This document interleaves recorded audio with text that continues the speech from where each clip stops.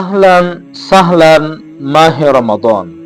যারা দেশ এবং প্রবাস থেকে দেখছেন সবাইকে রমজানের শুভেচ্ছা। এই রমজান আমাদের জন্য নিয়ে আসলো রহমত, মাগফিরাত এবং নাজাত।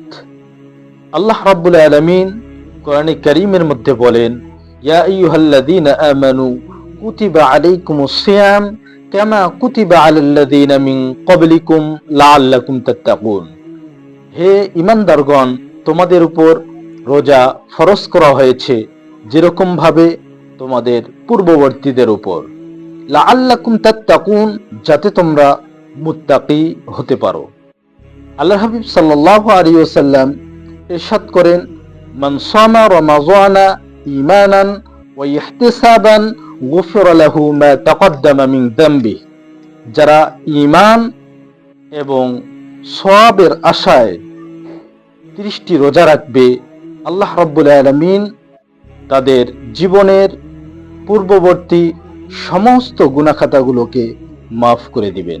তাই আসুন আমরা রমজানের পবিত্রতা বজায় রেখে 30টি রোজা একমাত্র আল্লাহ রাব্বুল আলামিনকে রাজি খুশি করার উদ্দেশ্য করে 30টি রোজা আমরা সকলেই রাখি।